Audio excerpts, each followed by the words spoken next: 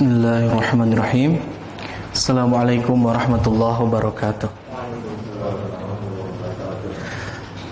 Innal hamdalillah nahmaduhu wa nasta'inuhu wa nastaghfiruh wa na'udzu billahi min shururi anfusina wa min sayyiati a'malina. Man yahdihillahu fala mudilla lahu wa man yudlil fala hadiyalah. Asyhadu an la ilaha illallah wahdahu la syarikalah wa asyhadu anna Muhammadan abduhu wa rasuluhu alladzi la nabiyya ba'da. Amma ba'du. Allahumma salli wa sallim wa barik ala sayyidina wa habibina Muhammadin wa ala alihi wa sahbihi ajma'in. Amma ba'du, para jamaah pengajian rutin Masjid Mutiara yang sama-sama harap ridha Allah Subhanahu wa taala. Marilah kita sama-sama untuk bersyukur kepada Allah Subhanahu wa taala atas segala limpahan kenikmatan yang telah Allah berikan kepada kita. Segala apapun yang hadir dalam kehidupan kita, yakinilah bahwasanya itu adalah satu kebaikan yang akan kita dapatkan.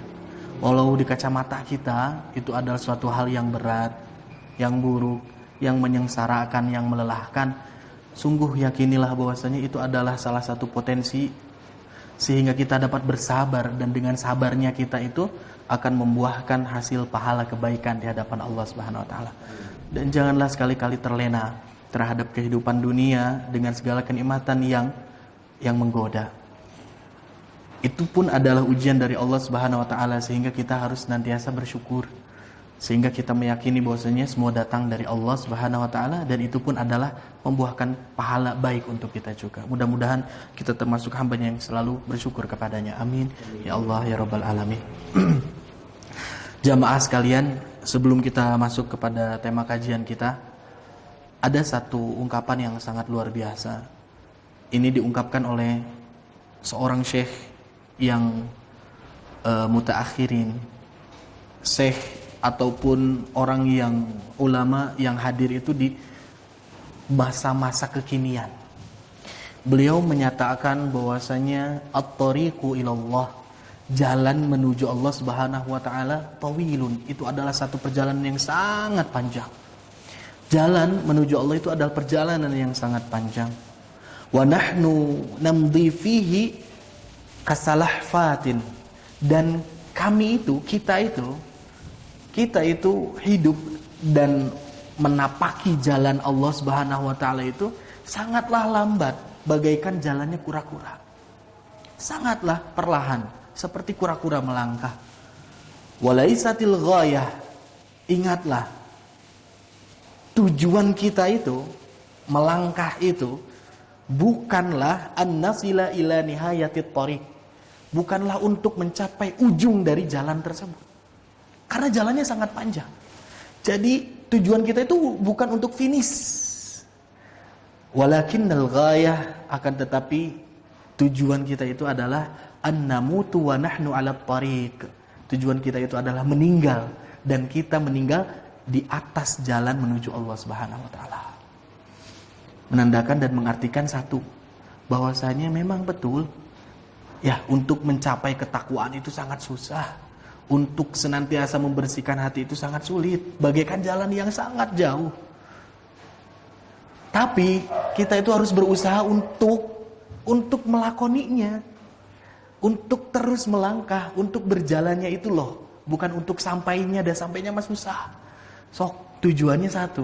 Mudah-mudahan kita dimatikan dalam keadaan kita sedang menempuh jalan Allah Subhanahu wa taala. Amin ya Allah. Maka dari itu kita selalu berdoa kepada Allah Subhanahu wa taala, Allahumma inna nas'aluka bihusnil khatimah. Kita meminta untuk menutup akhir kehidupan kita di dunia ini dengan husn, dengan kebaikan.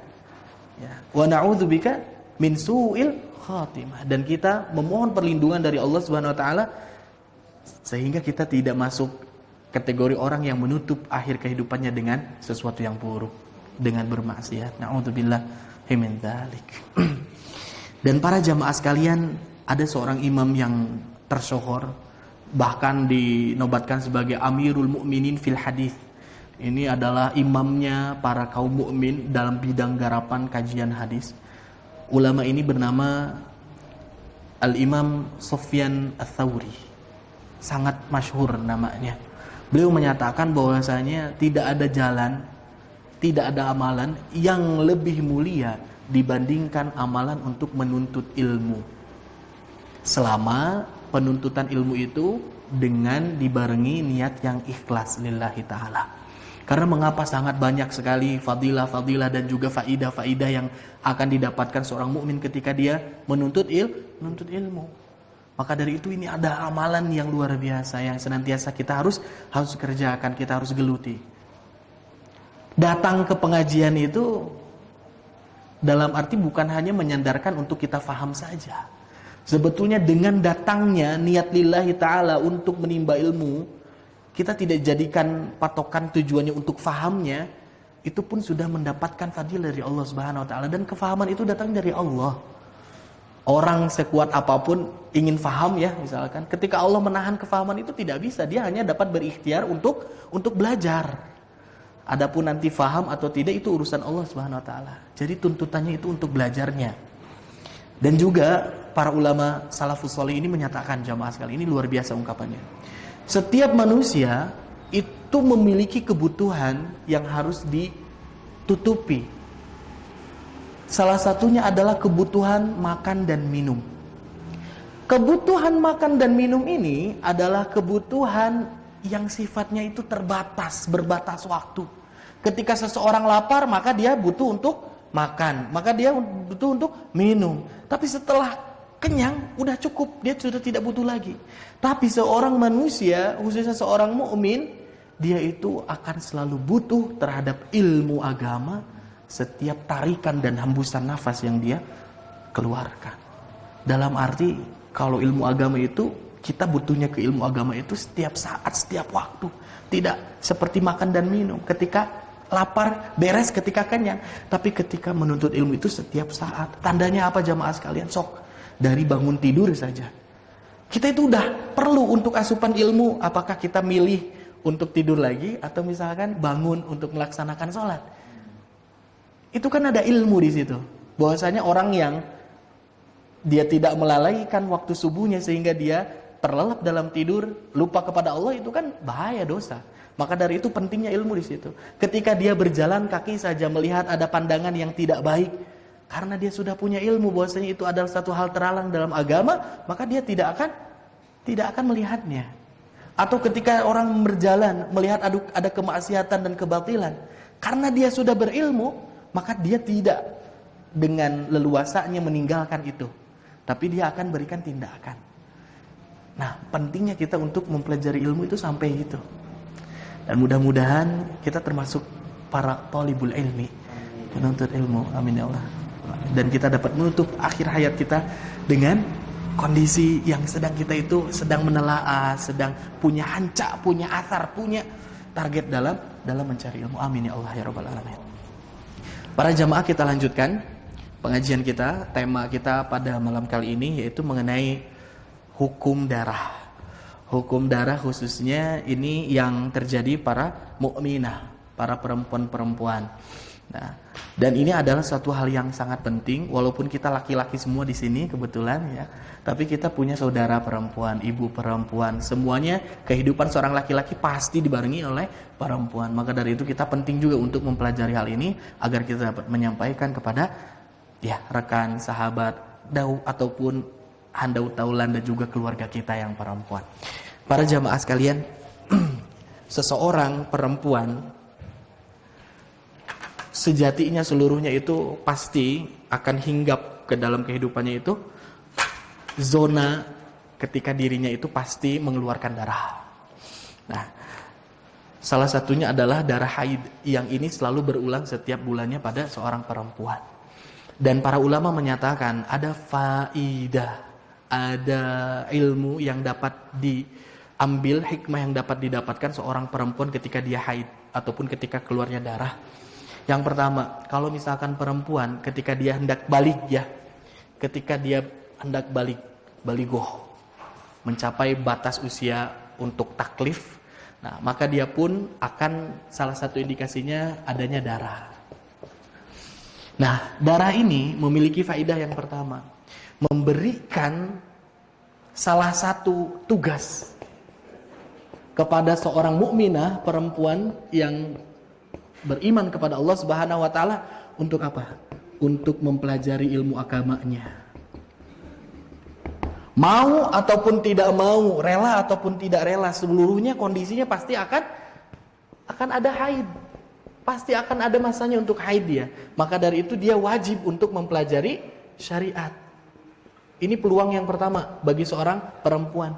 Mau tidak mau, rela atau tidak rela, dia harus mempelajari ilmu syariat mengenai haid. Karena ini berkaitan dengan apa? Berkaitan dengan ibadah. Kalau orang tidak suci, perempuan sedang keluar haid, maka dia harus patuhi rambu-rambu dalam ibadah. Itu yang pertama. Ini yang paling penting. Dan yang kedua, ini pun adalah faidah yang kedua, ketika seorang perempuan dia itu haid di masa balignya, ketika usia-usia remajanya menuju dewasa, ini adalah satu pembelajaran jamaah sekalian. Pembelajaran apa? Pembelajaran agar dirinya itu tarapti, kalau bahasa Sundanya, atau apa ya, terbiasa untuk sesuatu yang kotor. Istilah nama jijik lah ya. Kalau misalkan dari usia remajanya sudah dibiasakan dengan sesuatu yang kotor, atau bahkan dianggap sesuatu yang jijik, nah, maka dia itu akan mendapatkan apa? Pembiasaan dalam merawat keluarganya ketika dia dewasa. Dalam merawat keluarga, khususnya pertama merawat anak. Nanti teh anak teh saha nu ngobehana, paminte mamahna atau bapana sampainya. Nah, siapa yang nanti yang akan mengurus anak untuk membersihkan badannya, untuk memandikannya? Istilah mah dituntut supados teu geuleuhan lah perempuan adanya darah itu, karena dia nanti diciptakan dan didesain oleh Allah Subhanahu wa taala sebagai apa? Sebagai orang yang akan memberikan perawatan kepada keluarga. Yang pertama itu kepada anak-anaknya. Dan yang kedua juga kepada suami. Ketika kita sakit, tidak bisa bergerak apapun segala macam, sampai pipis, mohon maaf, BAB segala macam, tidak bisa kemana-mana, siapa yang ngurus? Istri kita. Dan ketika istri kita sudah terbiasa dengan hal-hal yang jijik, dan sudah terbiasa dengan pembersihan terhadap dirinya, maka dia pun akan terbiasa dan tidak akan merasa berat ketika merawat suaminya. Dan ada yang lebih khusus lagi, ya, perempuan itu dia itu sangat menjaga organ intimnya. Dan ketika organ intimnya keluar dengan darah, otomatis dia pun harus melakukan treatment cara-cara untuk membersihkannya sesuai dengan syariat Islam. Dan ini pun salah satu untuk pembiasaan, bahwasanya nanti suami itu akan memberikan satu cairan yang sangat hina kepada perempuan, yaitu disebut cairan sperma. Kalau misalkan perempuan sudah dibiasakan dengan sesuatu yang jijik dengan darahnya, maka dia pun insya Allah akan menerima ketika suaminya memberikan cairan yang lebih hina dibandingkan darahnya. Ya, kalau misalkan tidak dibiasakan untuk pembersihan segala macam, mungkin ada rasa ijid ya, ataupun hal-hal yang berat untuk perempuan. Nah, ini adalah salah satu faidah di antara faidah yang sangat banyak sekali. Ini yang inti-intinya. Dan itu adalah sesuatu yang baik untuk seorang perempuan, insya Allah. Para jemaah sekalian, lantas sudah menjadi kodratnya seorang perempuan itu akan dihinggapi dengan 3 jenis darah. Apa saja? Yang pertama, adanya darah haid. Yang kedua, adanya darah nifas. Dan yang ketiga, istihadah. Nah, kalau darah haid ini, karena damul kharij adalah darah yang keluar dari seorang perempuan, min qubulil mar'ah, dari tempat intimnya perempuan, kemaluannya perempuan. Nah, karena ada apa? Ditandai dengan apa? Ditandai dengan kesehatan tubuhnya. Dan ini berlangsung rutin. Bukan disebabkan karena darah keluar itu karena lahir ataupun karena sakit. ditandai haid itu adalah tanda sehatnya seorang tubuh perempuan. Yang kedua, kalau nifas sama darah yang keluar dari perempuan, yang dia itu keluar ketika wiladah. Wiladah itu ketika melahirkan. Darah yang keluar ketika melahirkan dan zona ataupun waktu durasi yang darah itu keluar ketika mau melahirkan ataupun ketika keguguran.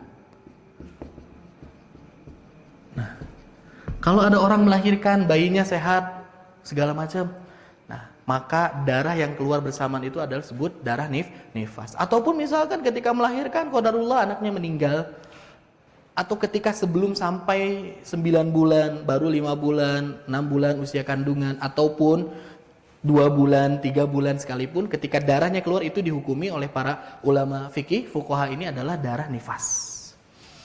Nah, adapun istihadah itu adalah darah yang terus-menerus keluar,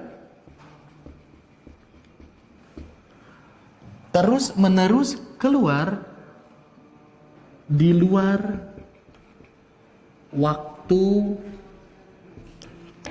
yang ditentukan. Nah, kalau istihadah mah keluarnya teh pertama bukan rutinan keluarnya teh. Dan yang kedua bukan akibat melahirkan ataupun keguguran. Maka darah yang keluar selain haid dan nifas itu pasti dihukumi sebagai darah istihadah. Dan hukumnya ini berbeda dibandingkan haid dan juga nifas. Itu adalah dari definisi awal mengenai perbedaan darah haid, nifas, dan istihadah. Nah, para jamaah sekalian, saya akan bacakan mengenai ketentuan-ketentuan khusus bagi seseorang yang telah melahirkan ketika dirinya masuk ke dalam zona nifas. Said Sabiq menyatakan di dalam kitabnya, durasi waktu bagi orang yang nifas itu la hadda li aqallin nifas. Pertama, tidak ada batasan minimal durasinya. Misalkan ada orang yang melahirkan, ketika melahirkan teh darahnya banyak. Namun ketika usia 7 hari, orokna 7 hari, atau ketika setelah melahirkan 7 hari ternyata sudah bersih, tidak ada lagi hari-hari berikutnya, maka itu dihukumi sebagai darah nifasnya cuma 7 hari, beres. Jadi tidak ada batasan minimal.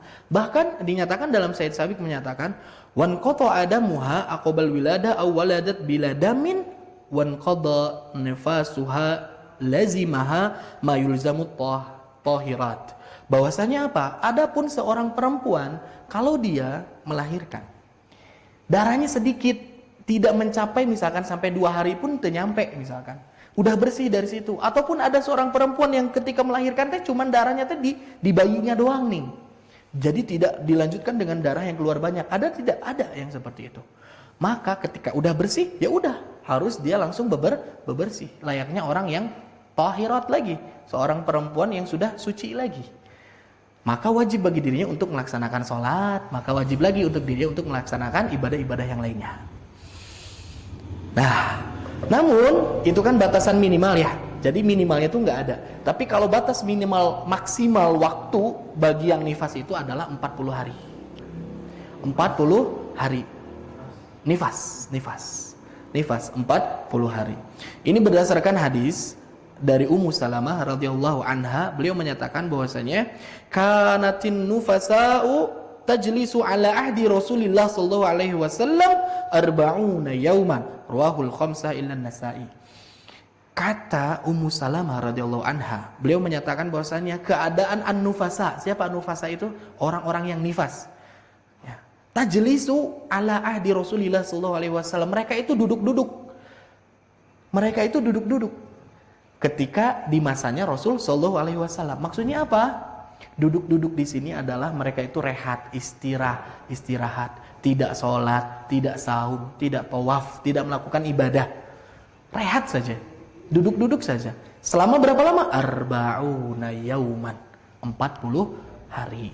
Maka dari itu batasan maksimal yang paling sempurna Kalau misalkan ada perempuan ketika 40 hari terus masih ngocor darahnya ngecelakan gitu ya. Sehari-harinya teh masih ada terus hingga masuk ke 41 udah nggak boleh lagi dia duduk-duduk, harus bebersih, harus sholat.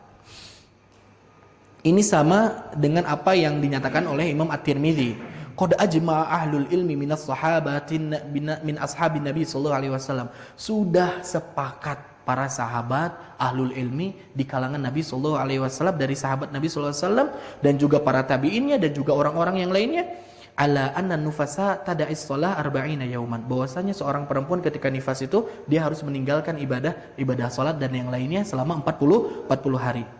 Illa antarot tohru qabla dzalika, kecuali kalau misalkan ada orang perempuan ini dia udah lihat bahwasanya ada indikasi bersih sebelum 40 hari, dia udah bersih kelihatannya, maka fa innaha tagtasilu wa tusalli, maka bagi dirinya untuk bersuci mandi dan juga melaksanakan ibadah salat.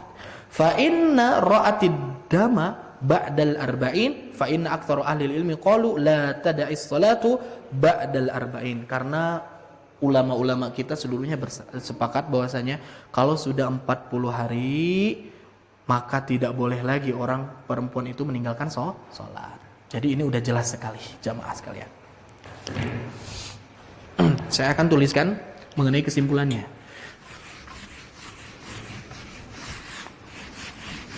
Para jamaah sekalian, kalau misalkan orang yang nifas ini, nah, batasan minimal waktu darah keluarnya itu tidak ada. Sependek apapun darah keluar itu, maka dia harus bergegas untuk bebersih, untuk bersuci. Tidak dibatasi. Sependek apapun waktunya, baru sehari udah bersih deh, hari kedua ketiga udah nggak ada, harus langsung bebersih. Tapi batasan minimum maksimalnya udah 30 hari masih keluar, 40 hari masih keluar, tidak apa-apa. Tapi kalau sudah 41 hari, maka dia harus segera bebersih.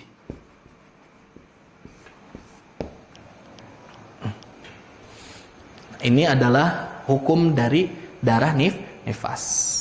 Oke, selanjutnya kita akan lanjutkan kepada apa? Hukum bagi orang yang bagi orang yang haid dan juga nifas. Apa saja hukum-hukum bagi orang haid dan juga nifas? Hukumnya apa? Adalah segala yang diharamkan bagi orang yang junub.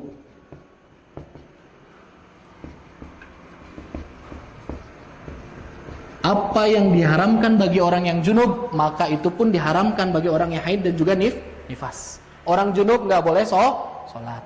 Orang junub nggak boleh masuk ke dalam berdiam diri dalam masjid. Orang junub nggak boleh megang mushaf. Orang junub misalkan tidak boleh membaca Al-Quran. Ini yang ada dalam kitab Sayyid Sabiq. Walaupun nanti ada perbedaan ulama mengenai masalah itu. Orang junub tidak boleh tawaf. Maka ini pun sama terjadi bagi orang haid dan juga nifas. Saum pun tidak boleh. Baik yang sunnah ataupun yang wajib sekalipun tidak boleh. Nah, namun Sayyid Sabiq menyatakan bahwasanya ada hal yang lebih rinci yang harus kita perhatikan mengenai masalah orang haid dan nifas. Pertama, dalam masalah saumnya. Kalau misalkan ada orang haid dan juga nifas, kebetulan dia berada dalam bulan Ramadan, maka kan sudah tentu dia tidak boleh untuk saum. Nah, ketika dia kekeh melaksanakan saum sekalipun, saumnya tidak akan diterima, ataupun saumnya menjadi batal. Ya, udah jelas.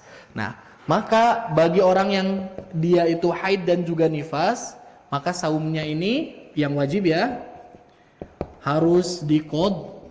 Qodho itu apa? Harus diganti. Min ayyamin ukhor, di hari-hari yang lainnya ketika dia sudah mampu.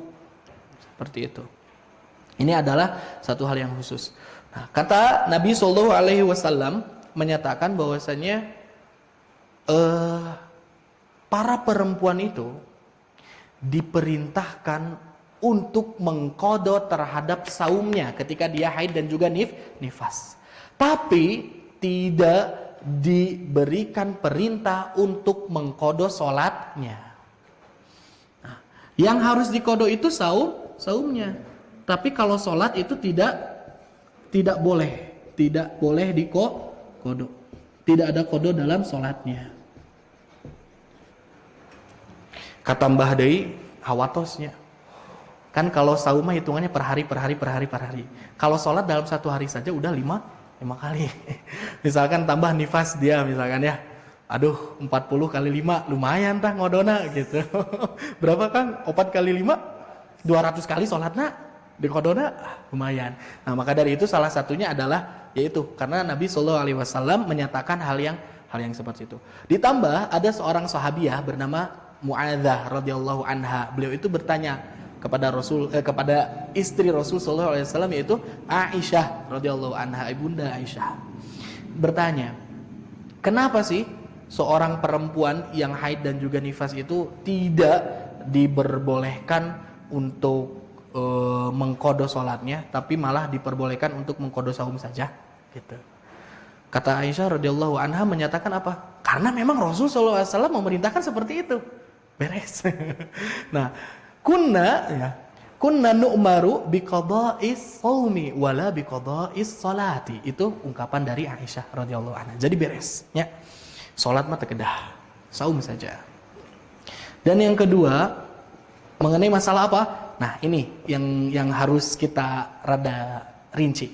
Mengenai berhubungan suami istri. Istilahnya itu kalau bahasa fikihnya itu al-wad'u. Al-wad'u teh naon? Al-wad'u teh al-jima'. Nah, bersenggama. Nah, bagi orang yang haid dan juga nifas, dia tidak boleh berhubungan suami istri, tidak boleh bersenggama. Namun di sini yang harus kita perhatikan ada ketentuan dan hukum-hukum yang khusus.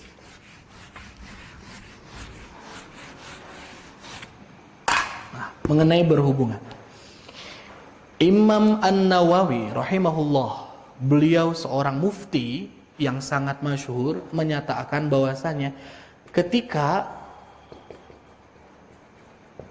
ada orang mukmin, ya, dia itu muslim mukmin. Nah, cuman dia itu menghalalkan hukum bahwasannya seorang perempuan haid ataupun nifas itu boleh untuk didatangi atau boleh melakukan hubungan badan. Menghalalkan untuk berhubungan bagi yang haid dan juga nifas. Maka kata Imam An-Nawawi, beliau menyatakan orang yang seperti ini sudah masuknya kategori kafir ataupun murtad. Saking pentingnya hukum dalam Islam mengenai hal ini, gak boleh sembarangan. Kalau ada orang yang sudah meyakini dengan ketetapan hatinya bahwasanya orang haid dan nifas teh halal untuk berhubungan atau untuk disenggama, maka dia sudah kafir dan murtad. Otomatis dia menolak hukum Allah Subhanahu wa taala. Tapi ada yang kedua, tapi ternyata juga ada seorang mukmin, ya, yang dia itu tidak yakin mengenai halal istrinya, maksudnya apakah dia teh masih haid atau henteu. Ataupun dia tidak tahu mengenai hukum haramnya. Ada nggak yang kayak gini? Ada saja. Maka fala itsma alaihi, tidak ada dosa. Nah, ini mah tidak berdosa. Kalau terang mah atau anjeunna teh asa setengah-setengah ieu teh halal atau encan, digarap wae misalkan. Nah, itu insyaallah tidak berdosa. Walaupun sebetulnya harusnya berikhtiar, ya. Jangan buru-buru, harusnya gitu. Tapi terjadi ada tidak yang terjadi? Bisa saja terjadi. Yang ketiga, nah, ada orang yang dia itu yakin, mukmin ya, dia itu yakin bahwasanya berhubungan itu haram. Yakin. Tapi dia tidak mampu untuk menahan syahwatnya, Pak. Tekuat. Nah, Sehingga dia melakukan hal tersebut dalam keadaan sadar hukum. Apa sebenarnya mah, tapi tekuat ya brewe kejadian. Maka maka orang yang seperti ini yang terjadi oleh para ulama berbeda-beda hukumnya. Nah, maka yang pertama ada yang menyatakan dia wajib untuk taubat saja. Dalam arti taubatnya bukan hanya astagfirullahaladzim, orang salah, sakit hukum, ya. Bertaubat dengan sepenuh hati, tidak akan mengulangi hal seperti itulah. Pokoknya dengan syarat-syarat taubatan nasuha lah. Yang kedua, itu tidak cukup dengan taubat. Taubat plus kifarat. Kifaratnya naon? Penggugur kesalahan, gegentos lah istilah kita mah. Denda lah eta. Nah, kifaratnya ini yang berbeda-beda jamaah sekalian. Nah, kifaratnya yang berbeda-beda. Saya tuliskan lagi saja ya di atas ya. Karena ini ada beberapa perbedaan para ulama memberikan batasan kifaratnya. Kifaratnya pertama, dia itu sesudah bertaubat, dia itu harus mengeluarkan 5 dinar. 5 dinar keping emas untuk disedekahkan kepada fakir miskin. Ada yang berpendapat 1 dinar. Ketika nih ada tandanya. Ketika apa? Ketika si istrinya itu lagi benar-benar darahnya itu masih istilah namanya masih banyak lah. Haidnya itu masih banyak, intensitas darah yang keluarnya itu. Maka dia harus mengeluarkan 1 dinar. Nah, ada yang menghukumi dia mengeluarkan 1/2 dinar ketika si istrinya itu sudah mengering darahnya. Dugi kakinya ulamanya luar biasa. Ketika sudah mengering tapi belum bersuci. Nah, istrinya tuh sebenarnya udah kering misalkan ya, tapi dia belum bersuci, sisa lakinya geus teu kuat. Nah, maka dia harus mengeluarkan kifarat 1/2 dinar. Ini adalah kaitan-kaitan yang khusus mengenai kifarat bagi orang-orang yang tidak kuat menahan nafsunya. Walaupun dalam arti dia pun menyadari itu adalah dosa besar. Ya. Nah, ini. Namun pendapat Imam An-Nawawi kalau saya tidak salah baca dalam kitab ini menyatakan bahwasanya lebih kuat itu apa? Yang taubat saja. Karena apa? Dinilai hadis-hadis mengenai denda ini itu dhaif. Itu dhaif. Wallahu a'lam bishawab. Tapi kalau misalkan memang setelah taubat, karena kan salah satu taubat itu harus memberikan dan mengganti amalan buruknya itu dengan sesuatu yang baik. Makanya salah satunya bisa dengan cara bersedekah. Ya ini bisa diamalkan. Tapi untuk batasan-batasan ini barangkali ya. Karena apa jamaah sekalian? Ari 1 dinar teh berapa gram? 20 berapa? Astagfirullahaladzim. 4,25 ataupun ada juga 4,30 gram emas. 22 karat. Kalau hitungan kitanya itu bisa sampai 3.300.000-an. Hitungannya itu. Eta 1 dinar. Lalu misalkan dikali 5, waduh nggak lakukan sekali. Padahal suami istri sahnya hari mahal-mahal teh. Ya lumayan ya Kang. 15 juta. Tah Kang Genuk itu unggul. Untuk berapa menit sih? Padahal mah harusnya bisa nahan. Nah, ini selanjutnya jamaah sekalian. Kalau misalkan ada orang, istri kita dapati sedang keadaan nifas atau haid, sebetulnya yang tidak boleh itu hanya jima saja. Ini adalah larangan inti bagi yang haid dan juga nifas. Adalah jima. Fa'tazilun nisa'a fil mahid. Untuk ditinggalkan, jangan dekati, untuk berzima. Nah, selain dari jima yang dimaksud adalah ke organ intimnya. Selama tidak organ intim, bukan organ intim, nah, ini dibagi 2 lagi. Kalau bukan organ intim, pertama bagian apa? Atas pusar dan juga bagian bawah dari lutut. Para ulama bersepakat ketika ada seorang suami yang menikmati istrinya pada anggota tubuh di atas pusar ke atas dan di bawah dari lututnya, maka ini semuanya bersepakat hukumnya halal, nggak apa-apa. Walaupun keadaan istrinya sedang haid ataupun nifas. Karena yang dilarang itu jima. Maksud jima itu bersenggama dengan organ intimnya. Selama seorang suami itu menikmati istrinya, yang halal ini harus diberikan ya. Maksudnya bukan semua perempuan bisa seperti ini kan. Tapi istrinya.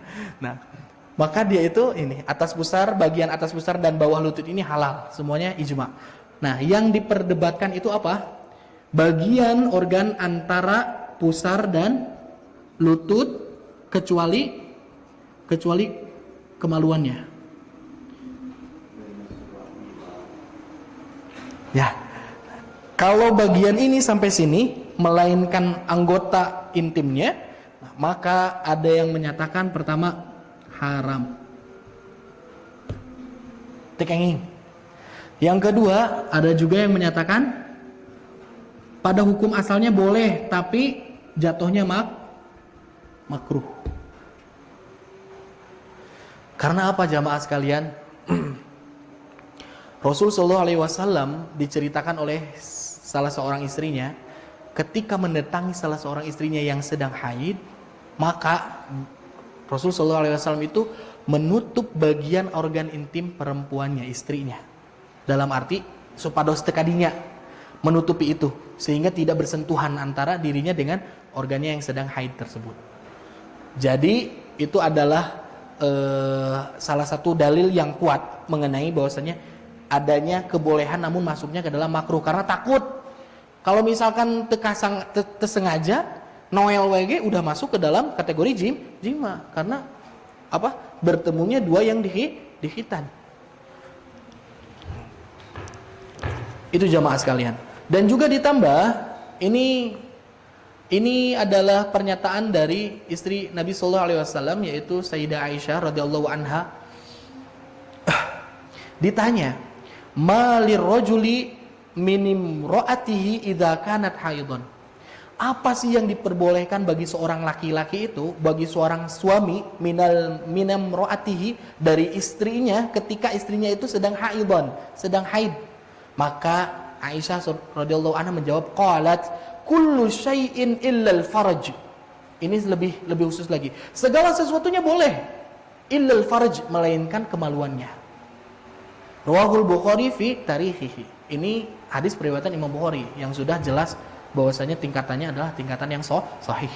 Jadi kalau misalkan kita dengan istri kita ketika haid, maka boleh anggota badan yang mana. Cuman hati-hati kalau misalkan ini sampai sini harus lebih hati-hati. Walaupun boleh tapi makruh. Ya, ditakutkan seperti itu. Tapi atasnya silahkan saja, tidak menjadi permasalahan. Sampai sini paham, Pak? Insyaallah ya. Nah, ini adalah hukum bagi orang yang haid dan juga nifas. Selanjutnya, itu hukum bagi orang yang istihadah. Kita bahas dengan ringkas, nanti kita coba perinci kalau ada waktu di pertemuan yang selanjutnya. Kalau misalkan orang yang istihadah itu memiliki hukum-hukum yang berbeda dengan orang haid dan nifas. Darahnya pun dihukumi berbeda. Pertama, ada orang yang perempuan yang dia tahu waktu keluarnya darah. Maksudnya di sini adalah haid. Ada orang yang sudah tahu dan yakin mengenai haidnya, waktu-waktunya sudah tahu hitungannya. Dan juga dia tahu dan yakin mengenai jenis darah yang keluar. Dia pun tahu darah haidnya nu kieu, hafal gitu nya. Itu adalah orang yang pertama, ini beres lah. Ini orang yang kayak gini selamat. Ketika ada darah yang keluar di luar waktu yang biasa, dan ketika ada darah yang keluar yang tidak dikenali oleh dirinya sebagai darah haid, maka pasti orang itu akan meyakini bahwasanya darah itu istihadah. Yang kedua, ada orang yang tidak tahu waktu Dia teh belum tahu hitungan haid dia teh sebetulnya seperti apa. Ini khususnya terjadi bagi orang-orang yang baru haid, yang nunembe balik gitu ya. Nah, dia kan tidak mengetahui secara pasti hitungan haid dia. Ditambah dia pun tidak tahu jenis darahnya. Ari darah haid nu kumaha? Nu kumaha? Terang. Makanya ada seorang sahabat yang bertanya kepada Rasul sallallahu alaihi wasallam, sahabat perempuan, menanyakan, "Ya Rasul, saya itu mengalir terus nih darah saya. Saya itu haid mengalir terus." Kata Rasul sallallahu alaihi wasallam, "Maka berikanlah kapas." Karena kapas itu adalah bahan yang sangat menyerap terhadap darah. Kata dia menjawab, "Saya udah pakai kapas tapi terus-terusan saja mengucur, nggak berhenti-berhenti." "Oh, kalau seperti itu coba ditutup, dibalut." "Ketika saya balut masih ya Rasul ngecelakan kene." "Ya udah, diikat." Sampai seperti itu. Nah, ketika seperti itu kata Rasul sallallahu alaihi wasallam, kalau kamu misalkan tidak mengetahui batasan waktunya, maka kamu ambil waktu 6 sampai dengan 7 hari. Dihukumi sebagai darah haid. Karena si darahnya kan terliren-lirennya terus-terusan, udah beberapa hari terus-terusan. Maka hitung bahwasanya ke-6 sampai ke-7 hari yang keluar darah itu adalah haid. Selebihnya kamu hukumi sebagai darah istihadah. Darah yang keluar 8 ke 9 selanjutnya misalkan dalam 1 bulan full teh seluruhnya berdarah terus misalkan, maka hukumnya 6 sampai 7 hari. Nah, dan ketika kamu sudah menghukumi 6 sampai 7 hari itu sebagai darah haid, otomatis kamu harus melaksanakan amal ibadah. Nah, jadi darah istihadah mah ketika keluar itu masih wajib dia sholat, masih wajib dia untuk melaksanakan ibadah-ibadah yang lain. Tidak diharamkan untuk seperti yang haid dan juga nifas. Cuman ada tata caranya. Ada tata caranya. Pertama, kata Rasul sallallahu alaihi wasallam, kalau kamu bisa sholat zuhur kamu akhirkan. Dan sholat asar kamu tarik, dikedepankan, dan jadikan waktu itu untuk mandi, sehingga sholatnya dijama. Ini hadisnya seperti itu. Jadi kalau misalkan zuhur tahan heula, diakhirkan mungkin sampai jam 2-an. Nah, mandi di situ. Asarnya juga ditarik untuk melaksanakan sholat zuhur dan juga asar. Maghrib dan isya pun seperti itu. Jadi masuk maghrib, terus diakhirkan mandi dulu, maka sholatnya maghrib dan juga isya digabungkan, dijama. Itu cara yang pertama. Dan ini adalah salah satu hal yang sangat pelik, dan Rasul SAW sudah memberikan solusinya. Jadi beres, hitungi 6 dan hari ke-7 itu sebagai haid, dan selebihnya hukumi sebagai istihadah. Sholatlah dengan cara seperti itu. Selanjutnya ada orang yang dia tahu darah haid, sudah tahu, tapi dia itu tidak yakin, tidak tahu mengenai hitungannya.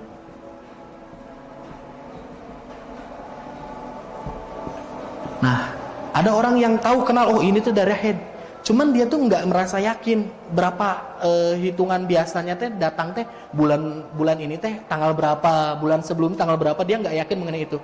Maka dia harus menghukumi keyakinan mengenai taunya darah haid itu. Kalau misalkan dia sudah yakin bahwasanya itu darah haid, yakin dengan ciri-cirinya, maka ketika darah keluar berbeda dengan ciri-ciri yang seperti biasa, maka dihukumi sebagai darah istihadah.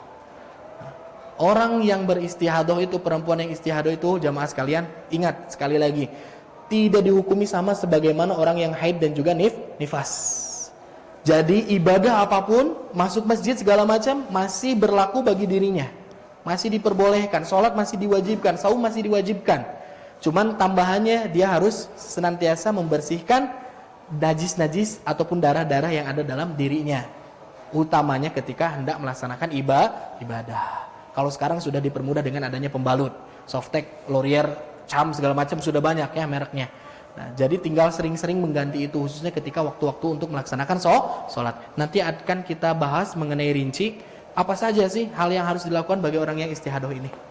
InsyaAllah mudah-mudahan ada waktu, dan insyaAllah mudah-mudahan Allah berikan umur kepada kita semuanya. Amin ya Allah ya Rabbal Alamin. Oke, kita tutup saja pengajian kita pada maghrib isya kali ini dengan bacaan hamdalah bersama-sama. Alhamdulillahirabbil alamin. Doa kifaratul majlis. Subhanakallahumma wa bihamdika asyhadu an la ilaha illa anta astaghfiruka wa atubu ilaik. Mohon maaf atas segala kesalahan kekurangan. Mudah-mudahan dapat difahami. Kebenaran datang dari Allah Subhanahu wa taala, kesalahan mungkin datang dari kurang luasnya ilmu yang saya miliki. Aqulu qouli hadza wa astaghfirullah li wa lakum. Wassalamualaikum warahmatullahi wabarakatuh.